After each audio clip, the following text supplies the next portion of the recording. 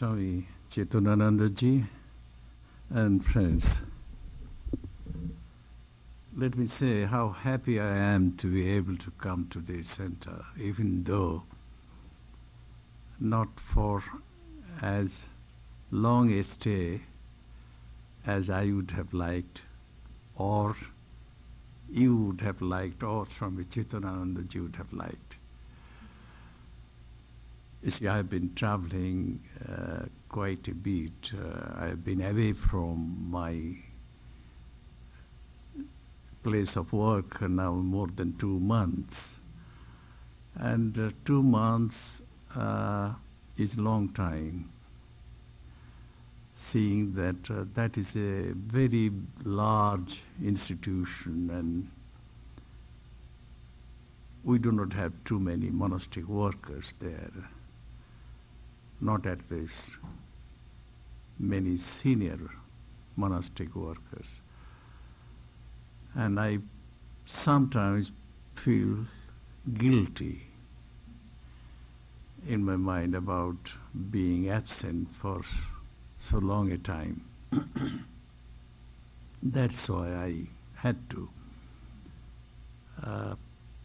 schedule my tour in a way that I would be everywhere, I mean in every center of our mission in the United States of America, but only briefly. Now to come to my personal reminiscences of those great souls, I mean the disciples of Sri Ramakrishna. It has been my privilege to meet some of them, live with them, and also serve them. You know, when I was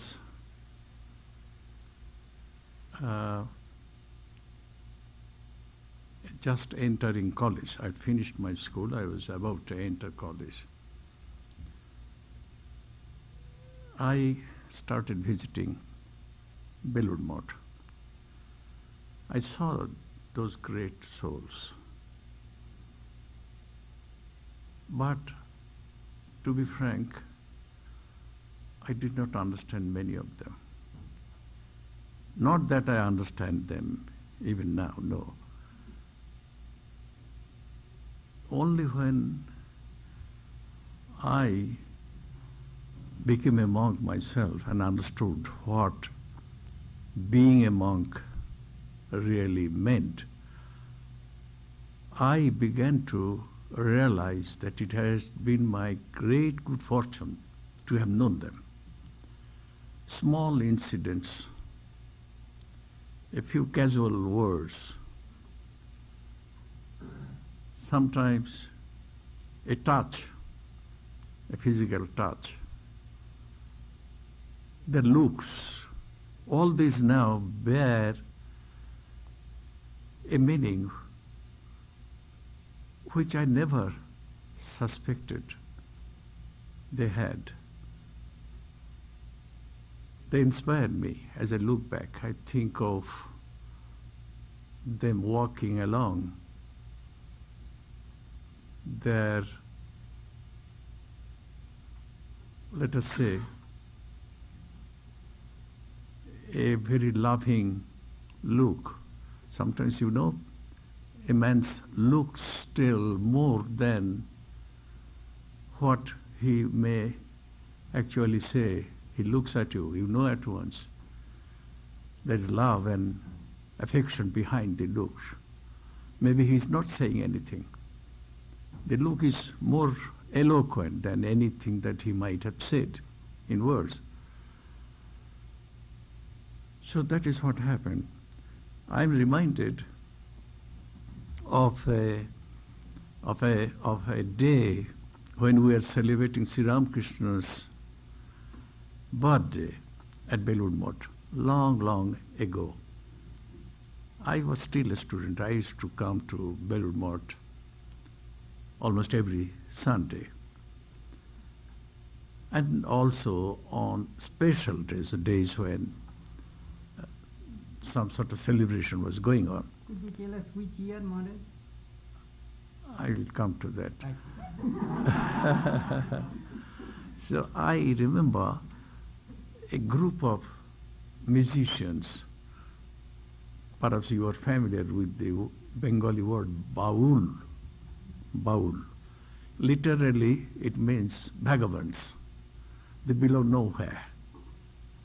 You see, these baul, they're wonderful people. You might say they are like Paramahanshas. They observe no caste rules. Well, they're free from everything. Now these bauls, strangers, all of them, had come. No one had invited them. They had come on their own. They're going round the moat grounds. If you have been to Belur Moat, you have some idea about the size of the moat grounds. This was before the big temple was built. We had a larger courtyard then. And they're going round, a dozen of them, singing and dancing. I still remember the purport of the song. They named all the disciples of Sri Ramakrishna, the monastic disciples, one after another. They said if they had come separately, each one of them would have been regarded by the world as an avatara. Because they came together, we do not know how great each one of them was. There was Sri Ramakrishna, the sun. And because Sri Ramakrishna was the sun and they were his satellites, they are around him, naturally we do not recognize their greatness. Though if they had come separately, we would have felt that they were as great as an avatar. So I must say that was indeed a wonderful assessment that these people, bauls, mostly uneducated, were made about the greatness of the titled disciples of Sri Ramakrishna. Now to tell you how I came to Belur Moat, how it happened that I came to be acquainted with this great Ramakrishna movement, even as a small boy. You see, I had a relation who used to work in the railways. My uncle, father's younger brother, we had a joint family. And next to father was my uncle.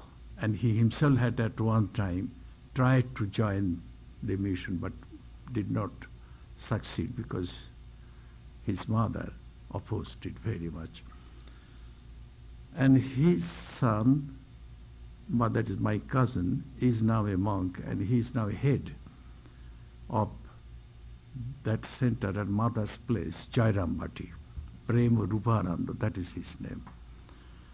Now, my uncle had come home. I had just finished my annual examination. I had a long vacation. He said, why don't you come with me? You have a vacation? Come with me, let us go. So I said, yes, it's a good idea. I had more than a month at my disposal to go wherever I wanted to go, so I accompanied him. And when I was there, the school to which my uncle's son, my cousin, Swami Reminiscences, who is now head of Jairambati, as I have just told you, small boy, he is much younger than I am, said, will you care to have a look at our school? I said, yes, let me go. So we went together. And as we entered the school building, someone from one of the classrooms called out to him. And he immediately entered that classroom, and I also followed suit. And as we entered, we were soon followed by a teacher. And because the teacher had entered, we just sat down. We thought it would be bad manners if we went out immediately, so we just sat down. And that teacher turned to me and asked who I was and where I was from and so on. Naturally, a stranger in the class. And I told him who I was. It so happened that teacher was the headmaster of the school. I didn't know. And it so happened also the classroom which we had entered was the classroom of the class to which I had just been promoted. That was the last year of this school. But I was a student of another school far away from this school I'm talking about. And I liked the headmaster very much, very much. But I didn't know that he liked me too. I didn't know then. And after the class, I was very impressed by what he was teaching, the way he was teaching. Everything impressed me very much. And after the class was over, we left the room, we went out. I had not yet seen the school building. We were going round, and again we met the headmaster as we were going round. He said, "Why don't you come and join this school?" I was taken aback when he said this. I said, "I have to consult my parents. I have to ask them. I would like you to come and read here." Then it so happened that I was enjoying a scholarship in my school because I was the best boy in the class. And the rule in that school was that the best boy in the class would always enjoy a scholarship. So I said, "Look, I enjoy a scholarship." He said, "Yes, we can give you a scholarship, but you have to justify it. We would like to test you, and if you turn out to be a good student, then we will certainly be glad to give you a scholarship. Will you come with me? I will test you right away." So he took me to his office. He asked me to write an essay on newspapers. And I wrote one. And he said, "Come on Monday." That was a Saturday. And on Monday, I went back to my uncle. Before I narrated what had happened, my cousin, Reminiscences, narrated everything to my uncle, and my uncle said, "It wasn't fair on your part to have said, 'Yes, I will come if I get a scholarship. You are the best boy in that school.'" In fact, they thought very highly of me, though I don't think that was justified. There was any reason for them to think so highly of me. But because I had been reading in that school over the years, they naturally wanted that I should stay on to complete the whole school program there. This was the last year of the school program. And my uncle said, "You should not have made any promise." I said, "What is the harm? This is a good school too, and I like the headmaster very much." So I went back to school on Monday, and the headmaster said, "We will grant you a scholarship, but come and start attending classes right away." And in the, usually there is a break in the middle of the day when students have half an hour's time to rest, to buy things, eat, and so on. In that break period, the headmaster sent for me, took me to his home, and asked me to remove my shirt. He wanted to have a look at me. I come from a Brahmin family, and he asked me if he himself was a Brahmin too, and if I practiced the Gita, the Gayatri, if I recited the Gayatri every day and fasted and meditated and so on, if I knew anything about Ramakrishna. I said, a little bit, I didn't know much. And that is how it started. Every day he would take me to his quarters and he would make me read the Gospel of Ramakrishna. And he had a small shrine and he would make me meditate there. He happened to be Mother's disciple. His wife also was Mother's disciple. His mother was also Mother's disciple. And his uncle, he had two uncles in the mission, both monks. One was Swami Vividishananda. Another was Swami Atmabodhananda, who was Vividishananda's elder brother. And his cousin was Swami Akhilananda. So he would tell me, look, you don't have to be a scholar. It doesn't matter. That is not very important. Be a monk. He would say, be a monk. Again and again he would say, I'd like to see you a monk. And I said, yes, I will be a monk. And his wife would protest. His wife would say, what right have you got to ask another man's son to be a monk? He comes here to study. You should encourage him to study. Instead of encouraging him to study, you are asking him to be a monk. What right have you got to do that? Why don't you ask your son to be a monk? He said, well, that would be very good indeed. I would be proud if my son became a monk someday. I'd be proud.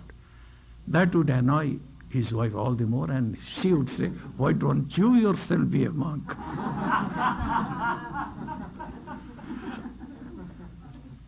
And he would say, oh, how I wish I could do that. So that is how, he began to inspire me. He asked me once, can you meditate the whole night without sleeping? I said, I'll try. And I did. And he was very happy. He was like that. And when I finished my school course, he said, go to Belur Math immediately. He wrote a letter of introduction addressed to his uncle, Swami Atmabodhananda.